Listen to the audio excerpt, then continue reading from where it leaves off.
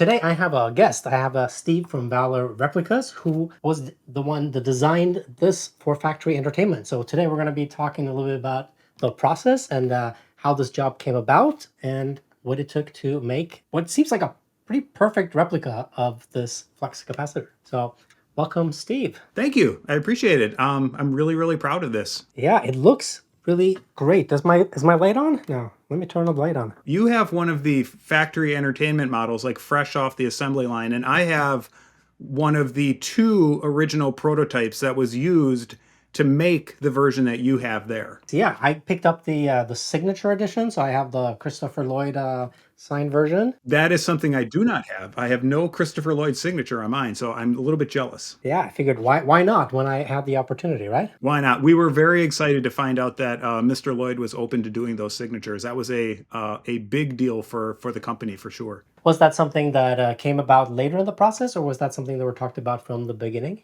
It was hoped for at the beginning, but it was a nail biter right till the end to try and get that done. As you can expect, he's a very busy guy, but they knew that that would be a really valuable thing for some fans to get. What is Valor Replicas, and how did you get started in doing props? Valor Replicas is me, and it got started about a decade ago when, like a lot of people, I saw really cool things in movies that I wanted for myself. I wanted one, and these things didn't exist. Captain America shields, Thor hammers, Star Wars blasters, droids, helmets, all that kind of cool stuff.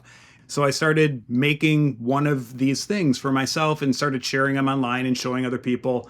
And the more I shared, the more I got people reaching out saying, hey, would you make me one? And would you make me one turned into, many people reaching out. And before I knew it, I had a little bit of a small business going with sort of like not only fulfilling duplicate orders of the things that I made, but other fans reaching out with objects that they loved from their favorite movies that they wanted to sort of have for the first time. So I've been very blessed to sort of fulfill a lot of people's fandom loop with this object from a movie that they've always loved and they get to have. So it's a pretty fun side job. I dig it. Did you used to work in the movie industry or any kind of related to it, or? Not at all. I work in advertising. So I've always been like an art guy, but working with my hands, doing something, making something has always been something that I covet, and my day job doesn't do that a whole lot. Right. So yeah, the act of actually making these things is for me as important as like the finished object. Like I love the journey of all the research and all of the figuring out the materials and how to bring the thing to life. So no actual affiliation with any professional film studio or whatever, just doing this on the side for myself and for others. Oh, wow.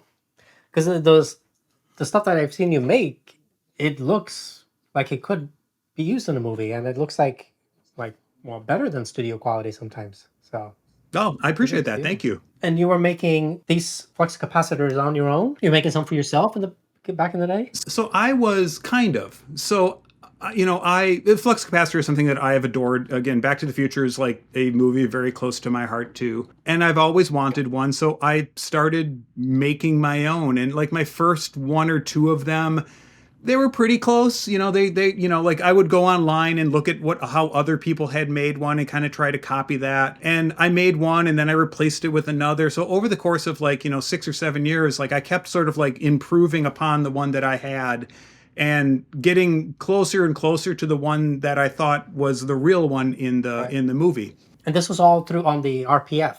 Was that where you're kind of playground? Yeah. I was, at the time when the RPF was super active, I was out there a bunch and sharing this. Factory Entertainment saw the version that I was making and reached out to me and said that they were interested in bringing a really, really screen accurate flux capacitor to the market as a licensed product. There's really only been like one or two other licensed flux capacitors that have ever been done. And the ones that have been made have kind of missed the mark, in my opinion. Like they weren't very accurate. They didn't really hold up to examination. And they saw the one that I was making and asked if I would make them one as a prototype for a official run of them. At that point, I felt like I had a pretty decent replica. But once we started talking about this could be the replica of the flux capacitor that has ever been made as a licensed product, we sat down and talked about, which version do you want? Because all movie props, there were several versions of it made. So what one are we trying to get to? And there were I'm going to give you a little DeLorean backstory here. There were Sure, yeah. three DeLorean time machines that were made for the movie. They called it the A car, the B car, and the C car. The A car was the hero car. The A car is the one that you see rolling off the back of the truck. The A car is the one you see racing through the mall parking lot. Like that was the hero car. Yeah. And it's also the car that you see this flux capacitor in when they're buckling the dog into the car, and you see it behind Marty. So, that's the flux capacitor from the A car. Over the 30, 40 years after the movie, that A car DeLorean sat in the back lot of Universal Studios, exposed to all the elements, and was slowly rotting away. Like the car was getting destroyed by the elements. I think 4 or 5 years ago, a group of people led by Bob Gale, who wrote Back to the Future, Yeah. led a group of passionate DeLorean and time machine enthusiasts to restore that car. They rescued the car from the back lot.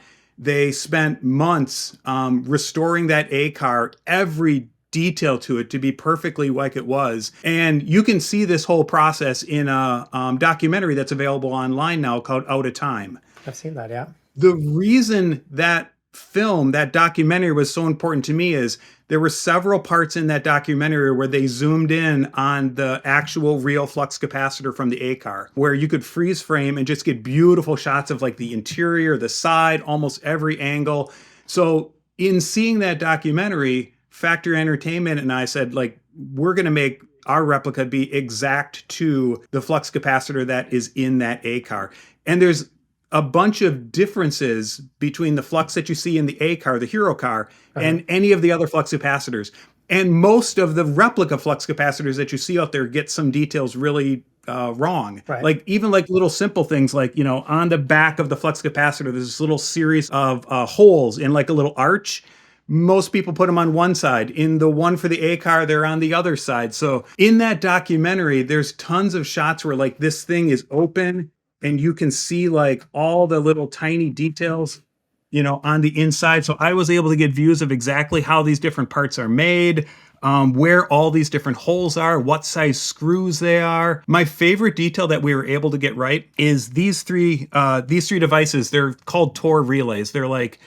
I think they're like 1940s or 50s, like computer relays, and they're impossible to find. Right, If you can find, they're glass relays, they're really fragile. So we ended up like recreating ours by casting clear resin with like metal parts in the inside to create a replica. On the side of each one of these is a little red sticker like this. Yeah. It's the sticker that was actually on the real relays. The thing I love the most is in that documentary, I was able to get close enough to see exactly what serial number is on each one of them. And each one has a different serial number. So this is super nerdy, but like I was able to get the right serial number on the right sticker, on the right thing, in the right location. And it was like that level of getting it right that we cared about to get this thing across the finish line. Wow. Do you know what they're called in the movie? What are these? This is the time circuit. What is it Oh called? gosh, I don't know. There was a book published a few years ago where like they named everything, like a sci-fi name. So yeah, I forget what, like fluxing coils or something like that. Okay, yeah. Everyone knows them as Tor relays. Yeah, that's one of the things that when I first turned it on, the ones that really impressed me because they did look like they were filament bulbs or something. It didn't look like just LED lights. Yeah, it was important to get it right. And there was, when you deal with like a factory overseas, like there's like the factory's goal is to make this thing as cheap as possible. Right. And so our job was to make sure that they don't change anything to save a dime that is going to make this thing less accurate. And I will tell you, like, Factory Entertainment's dedication to getting this right and really fighting for the details. And there were some things where there were, real arguments to make sure that the details ended up right. They did a fantastic job. Like, I think I could put my prototype right next to yours and we probably couldn't tell them apart. Right. Yeah. From what I see there, it looks exactly the same. Yeah. Here's a fun thing. So one of the guys that is in the Out of Time documentary, one of the guys who like restored the car and was working on the flux capacitor, I was able to reach out to on Facebook because I just wanted to pick his brain a little bit on a couple of questions that I had. And he is like, obviously he restored the A-car, he touched the real flux capacitor, and he had what he described as the Indiana Jones Grail diary of the flux capacitor. with like millimeter measurements of different parts of it, and he photocopied and sent me a whole bunch of pages. So this was another thing where it's like, I don't think anyone except he has ever seen these pages, and we were able to like make some adjustments on here to make sure that it was accurate to that. So that felt great, knowing that like, that guy's passion and that guy's like insanity around the details was kind of getting pumped into this thing. Anyone who hasn't seen that documentary, anyone who's a fan of Back to the Future should look up the Out of Time documentary. And it's a beautiful love letter to that DeLorean and that car. But that documentary is how we were able to really make sure that we, see every detail of this and make sure that we get it right. Right. Yeah, I've seen the documentary, and first time I came to the States, I'm from Norway. It was 2001, and we did a Universal Studios tour. And Yeah. I remember seeing the Back to the Future car sitting in the back lot. Right, rotting away. Rotting away. The tram went past it. There's a couple of other cars. And yeah. So Yeah, it's a the car right now is fully restored, and it sits in an automotive museum in LA right now. So it's in a much better place. Oh, so because I was gonna say I've gone and seen the one at the Petersons, but that is the A-Car that got restored. That's a restored A-Car. And another fun thing is I really tried to get access to the car itself and to get inside and to take measurements or pictures, and that was not going to happen. But I think we've gotten as close as we can get without actually, getting up on top of the real thing. I'm going to turn mine up a little bit. Yours makes probably a louder noise than mine does.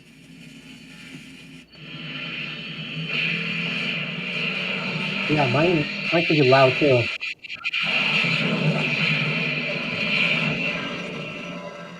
Those sound effects, this was kind of cool. Universal sent me the multi-track digital files of the first Back to the Future movie. So like I was able to pull up in my editing software and take out like all of the dialogue, all of the sound effects, and just listen into, the music if I wanted to. So the sound you hear when this does a time jump, when it goes through that cycle, that's the actual audio pulled from the scene where the car is racing through the mall parking lot. So that was a case where Universal gave us access to something that most people don't get access to. And that was really cool. I think, again, another thing that makes this really special. That is awesome. It's great when they let people have access to archives and sounds, and to make it just like as authentic as you can. Right, for sure. What are the challenges in making something like this for production, for sale? The biggest challenge was making sure that we had access to the right visual information that was going to help us build the right thing. Like I said, like there's lots of people that have been building flux capacitors for years, right? Mm-hmm.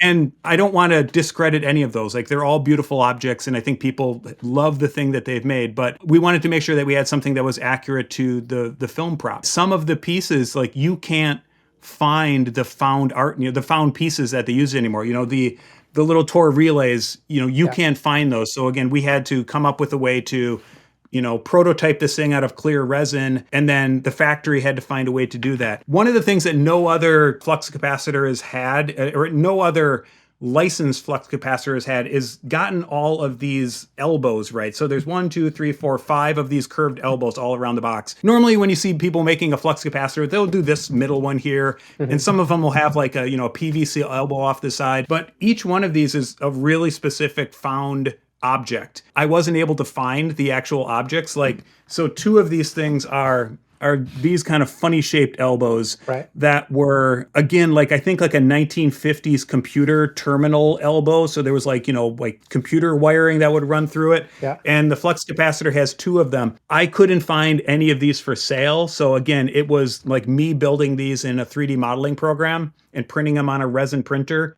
and then sending that file over to make sure that they get this right. But like, it's a funny, goofy thing. It's like most people only ever see it from the front, but we really wanted to make sure we got like all the weird details correct. And we made sure that we got these things spaced out exactly as they're supposed to be. Again, it's something that most people don't notice when they think of the flux capacitor, but for us, it was like we wanted to make sure that like the full object was as accurate as it could be. And when you were building your prototype and sending it off to get it ready for production, was there anything you had to tweak or any problems that occurred Did you have to like troubleshoot? The trickiest thing, honestly, and again, I'm not an electronics guy, so Yeah. I brought in a friend of mine named Jake Ebert, who is an electrical whiz kid, getting the fluxing paced correctly so that the lights are blinking in the right way, getting the flashing sequence to time with the soundtrack quite right. We wanted to make sure that that felt real. One of the things that's interesting in the film, you never see the flux capacitor actually going through a full cycle. Like you see it light up behind Marty, Hmm. and then he time jumps, and then you're there. And so there's no scene in the movie for us to go, well, okay, it flashes 4 times or it flashes 5 times. So that's an area where like we had to kind of come up with something that felt right along with the sound effect. Yeah. So getting that right and making sure that when we sent it overseas, they followed that accurately was again really important to us. I've talked about this on my channel, and I know there's a lot of talk about that on the forums. Screen accurate, right? Like getting the Yeah. thing screen accurate. What does that even mean? Because yeah, there's multiple versions of a prop. There's what it looked like on in camera and Mhm. on the screen, and versus what it looks like in real life.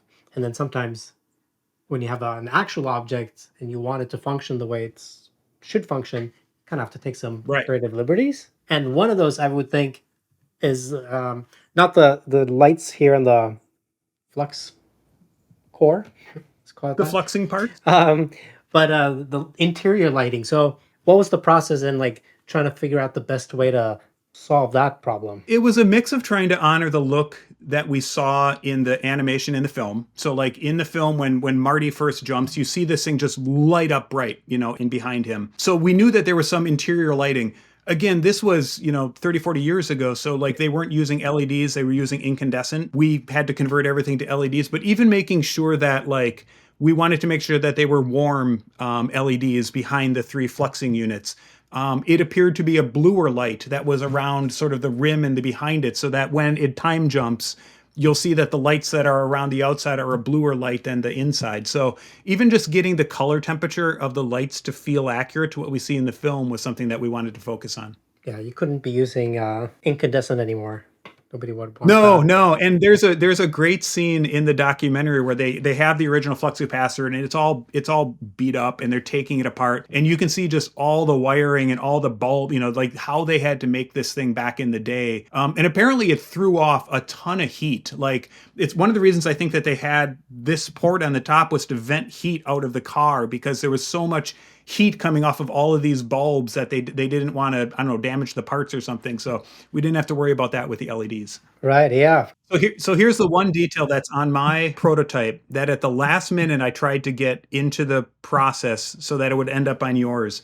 On yours, so we also had to kind of make up like the switches that will turn the thing on. And so you don't ever see this in the film, Yeah. but we knew we wanted something that felt sort of in universe. So we've got like the labels and the buttons or whatever. When I sent the prototype over, I had that metal barrel knob that you have there for the volume. Right. And we sent it over and it got into production. And then a friend chimed in on the RPF and said, it would be so cool if that was a volume control knob from the electric guitar that Marty plays in the end scene. I'm like, oh my God, that's amazing. So like we were able to track down, a replica of that like 50s knob. So that's what I have on mine. I tried to get it on the production unit and it was just too late. So if somebody wants to mod it to your original vision, I highly recommend that. Yeah. it's not a cheap prop, but I It was is not. looking at just what it would cost to like say build something like this, and this like just this case. If you want to source that from somewhere in Europe,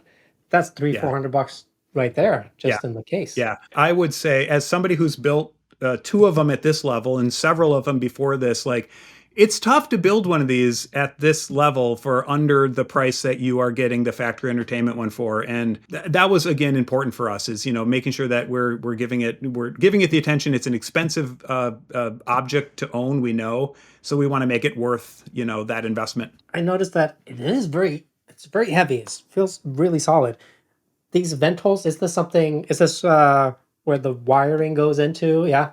No, I don't know why there's 6 holes. I will tell you, this is something that is unique to the flux capacitor in the A-Car. So it's something that we saw in the documentary, and we wanted to make sure that we got in there. So it may have been, again, like when they were slapping these cars together, they probably got these boxes secondhand. Maybe this one was drilled out. You know, these were originally for like, you know, wiring in industrial buildings. So it probably has nothing to do with the design of the prop, but we liked that detail. And we wanted to make sure that, you know, it was in ours. It's another thing that you don't tend to see in the replicas that other folks have made. I think they nailed it. I think, like, I don't see anything where they cut corners or didn't get something right. Like, it looks like a beautiful object. I'm proud to have been a small part of it, a medium part of it. Right, yeah. I mean, a rather large part of it. I suppose so. But yeah, no, it looks very, very good. The price didn't deter me from like just pre-ordering it when I saw it. And you got one of the Christopher Lloyd ones, right? Yeah, it comes with a